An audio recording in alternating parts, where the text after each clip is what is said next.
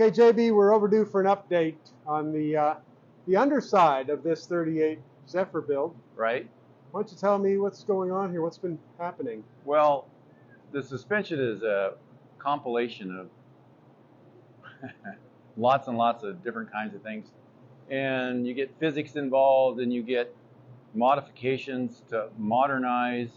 So unless you've been doing this as long as we have, and in particular Mark has been doing, this is really learning from 40 years of doing hot rods, and then knowing when to start and stop is probably the most important thing to learn when you do this sort of thing. In other words, don't replace something that already works perfectly well.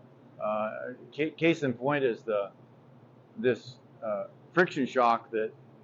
This is really a hot rod modern version of the friction shock that Lincoln put in this car back in '38. We might try to find one to take a picture of later to cut away to show. Yes, but obviously this is a new part, and we're going to get a lot more service life out of that than we are some repaired million-year-old shock. So we just went ahead and replaced it. It also allows us to keep some of the geometry and the pieces off the original suspension, which we're always trying to preserve something. We don't want to just broom everything and go get something out of a Camaro, because then you create all these problems that later have to be fixed. Okay. So I guess when you're doing a project like this, you're constantly balancing between keeping original stuff that's either needs repair or restoration or not, and then new stuff that works with it. Exactly, and learning to know the difference is if there is a type of genius, it's learning when not to become a slave to what you did last time. And there are a lot of people that just can't do anything but what they did last time. You have to keep your mind open, you have to listen, and you have to ask questions of other people that you respect. There's a lot of people out there that have good information if you're willing to tap into it. Sure. And we have people call here all the time. What do I do here? What do I do there? And we're always going to be able to help them, hopefully, and give them a couple of different ways to approach the subject that they're interested in. In this case, obviously we're reusing the Transverse leaf that we've modified slightly so that it goes in the car, allows the car to come down a little bit, but we got it also made up to the front end suspension and the steering and the brakes. So this is a really complicated relationship here. You notice that these are disc brakes, and it's a great point of view to show the wide 5 wheel adapter and the disc brakes. Exactly. Now remember we were adamant about keeping the wide 5 wheels because it's part of the 38 look. And so we had to go to a certain amount of trouble in order to make that happen. Yep. And so now we have it, and we've measured everything. So instead of being outside of where it needs to be, there now where it needs to be in terms of the overall width of the front end, so that it fits inside the context of the wheel wells. Yep. You notice here that we've now created this new brake line that goes up where we want it to go. These are all new parts that can be sourced. Get another point of view of this brake line. When these need replacing, and all rubber parts need replacing, there will be part numbers provided to the customer and to anyone really who wants to know, where does this brake line come from? Well, obviously it's perishable, it's rubber. Right. So we need to create a situation in the future, not just now, wherein that can be sourced from someplace like Napa Auto Parts or someone of that type. Right.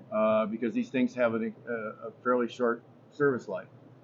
So we want to make sure that when this cracks or gives up, that the customer can go out and just buy himself another one. Right. Very good. Very good. The steering is obviously very close to original. Yep. So that didn't need to be modified, and that's where you get into a lot of trouble with some of this modern equipment that people try to graft onto old cars. You want to keep as much as you possibly can, because you're just creating more work, more expense, and really the gain is very little in a lot of cases. You're just not improving the car that much. Notice we got a modern starter, which has a lot more torque and it spins the engine more quickly, but it fits in to the original. The last view I remember of this, we had it on being fired up at 5-star engines.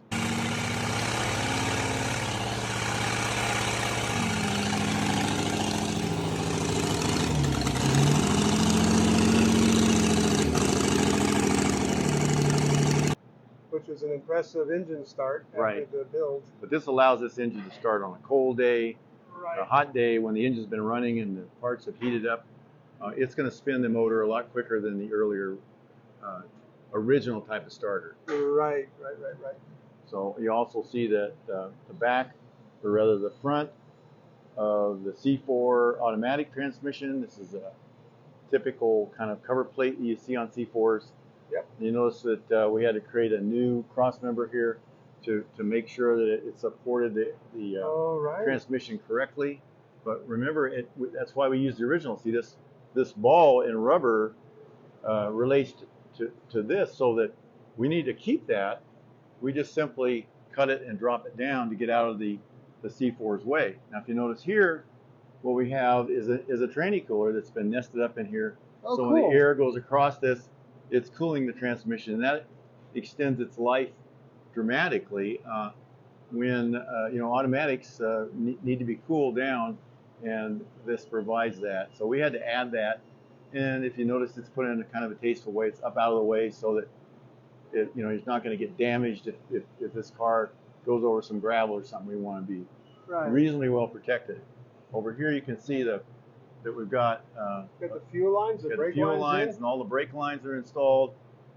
This is obviously a new brake master cylinder, but you notice that it fits up onto the original frame because they were working in that direction at Lincoln to come up with hydraulic brakes, and they had a mechanical brake system that was similar in a similar spot, so that facilitated us converting it to power discs.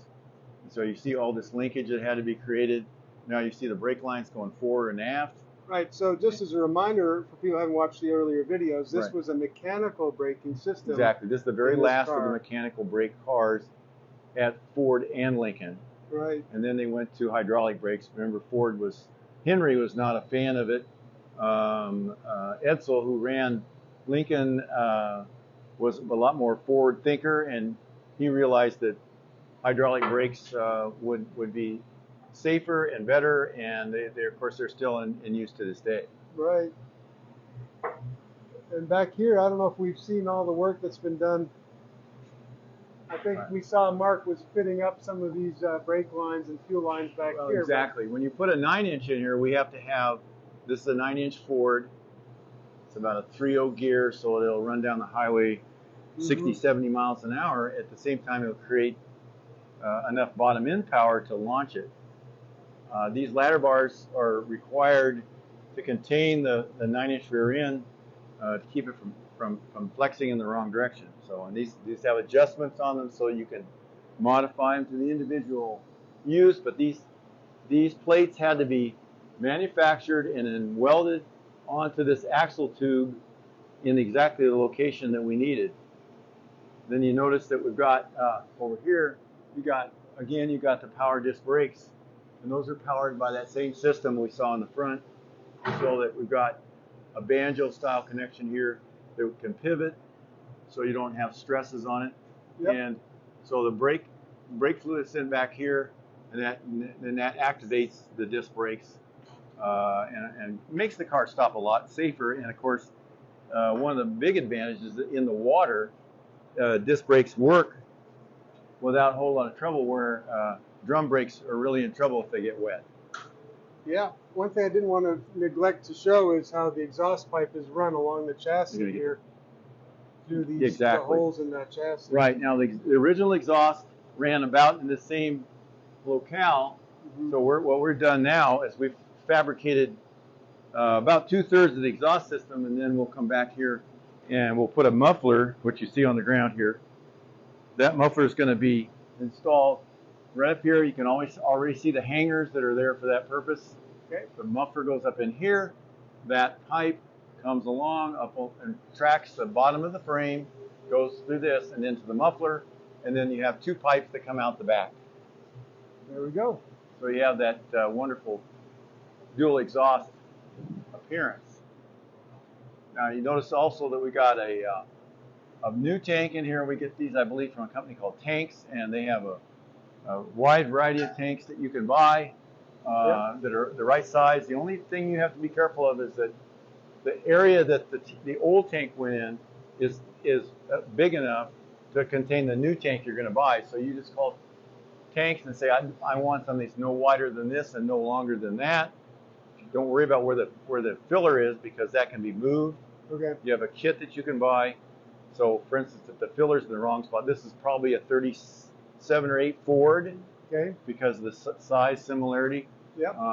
And they'll tell you the dimensions so that you can fit it up in there with the least amount of messing around. We would never use an old tank. They're just not worth it. You'll spend 3 times as much time trying to save them, and most of them aren't worth saving. Right. Just get rid of them and start with something new. I mean, you don't need a bad gas tank in any car.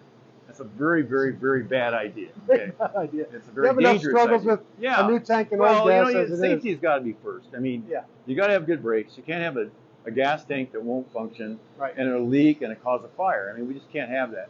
Right. So we're going to start out with fresh stuff. And ironically, with new stuff, you're probably going to spend less time and less money, just because you're not trying to restore some old thing that really should be thrown away. Yep. Labor's labor, and you can spend it putting a new one in, or you can spend it screwing with an old tank for days and days sometimes. So we a long time learned that if something is going to take too much time and labor, just throw it away and go get a brand new one. If the economies are with the new one. Yeah. For sure. Very cool. Well, JD, this is exciting. Things are really we're getting there. coming along well.